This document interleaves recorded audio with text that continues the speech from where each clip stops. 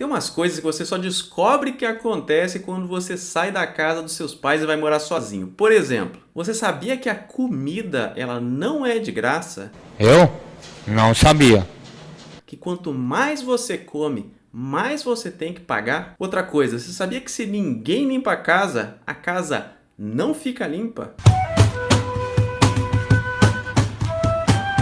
Mas além disso, tem algumas coisas que são um pouquinho menos evidentes, mas que você acaba tendo que aprender conforme você vai convivendo sozinho. Por exemplo, esse aquecedorzinho aqui, ó, ele tem os pinos mais grossos, eles não entram em qualquer tomada. Você já se perguntou por que eles são feitos assim?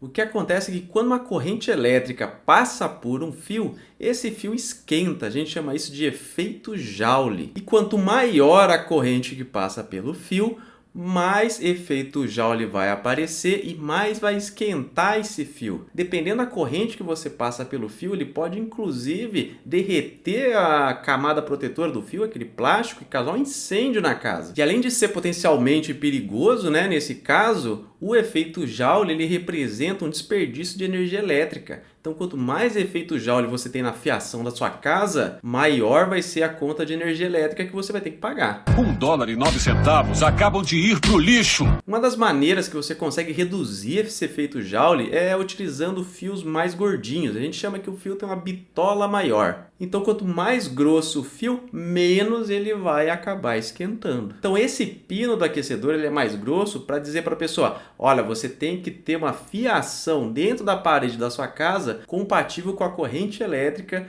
que esse equipamento precisa para funcionar. Mas se eu te disser que tem um tipo de material que conduz eletricidade, mas que nunca esquenta, ele não sofre efeito Joule? Esse tipo de material existe, a gente chama ele de supercondutor. Os supercondutores já foram descobertos há mais de 100 anos. Para ser bem preciso, assim, em 1911 foi a primeira vez que perceberam que o material tinha essas propriedades de supercondutor. O supercondutor ele não tem resistência à corrente elétrica. Então a corrente pode ficar circulando no seu fio livremente, ela não vai esquentar o fio, ela não vai sofrer perdas no meio do caminho. Para você ter uma ideia, em 1995 na Bélgica, colocaram uma corrente no supercondutor, uma corrente que fica circulando no supercondutor, e mesmo ele fora da tomada, essa corrente ainda existe hoje. De 1995 até hoje continua correndo corrente nesse supercondutor. Por quê? Porque não tem perdas. Além disso, um supercondutor ele permite a que a gente chama de levitação magnética. Então você consegue aplicar um campo magnético no supercondutor e fazer com que ele flutue.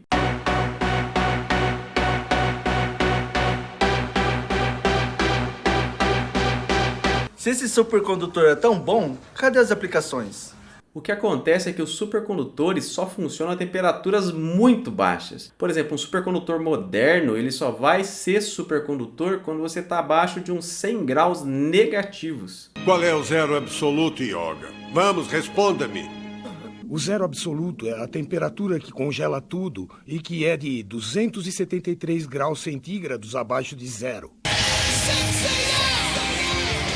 Os Cavaleiros do Zodíaco. Então você precisa de temperaturas baixíssimas para esse supercondutor começar a funcionar. E isso acaba impedindo muitas aplicações que podem ser feitas utilizando o supercondutor. Essa característica é tão importante que desde a época que descobriram os supercondutores, existe uma corrida tecnológica para tentar descobrir supercondutores que funcionam a temperaturas cada vez mais altas. Quando a gente chegar no ponto de existir um supercondutor que funciona a temperatura ambiente, ou seja, que você consegue ligar ele sem precisar resfriar, aí vai ser uma revolução tecnológica em todo canto. Aí você vai ver supercondutor em todo lugar que você pode imaginar. Mas então isso quer dizer que hoje não existe aplicação de supercondutor?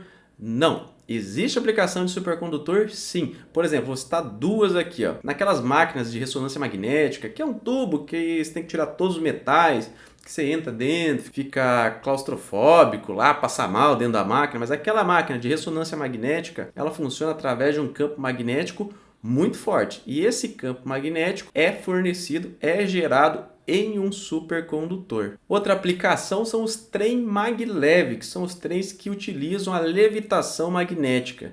Então, um supercondutor é feito para o trem levitar e aí não tem contato entre os trilhos e a parte inferior do trem. E aí ele consegue percorrer uma velocidade muito maior sem ter perdas aí devido ao atrito. Uma dúvida que surgiu aqui agora é se aerotrem é a tradução em português de maglev? Não sei, deixa aí nos comentários o que você acha. Vem, vem, vem, vem que tem, só tem um jeito aí implantar o aerotrem. Tá, mas como que funciona um supercondutor? Para ser bem sincero com vocês, a gente não sabe exatamente como funcionam os supercondutores, principalmente aqueles de temperaturas mais altas, que funcionam acima de aproximadamente menos 240 graus. Então ainda não existe uma explicação formal do porquê que esses supercondutores funcionam. Você pode imaginar que num supercondutor os elétrons eles atravessam o fio sem interagir com ninguém. Então eles estão passando aqui, ninguém atrapalha eles, ninguém bate neles, nada. Já num fio condutor comum, você pode imaginar que o elétron ele vai tentando atravessar o fio e ele vai batendo em todo mundo, perdendo energia. E lembrando lá que no supercondutor não tem essa interação. Então ele vai...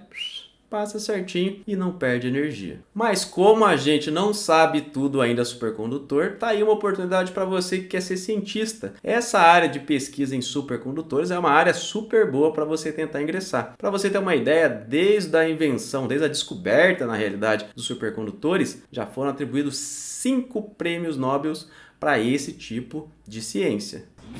Tá doido, cara? Como é que faz isso? Como é que soletra isso? Então é isso, se você gostou desse vídeo, não esquece de dar o like e de compartilhar ele com quem você acha que vai gostar. Quer dizer, pode compartilhar também com quem você acha que não vai gostar, não tem problema, mas compartilha lá.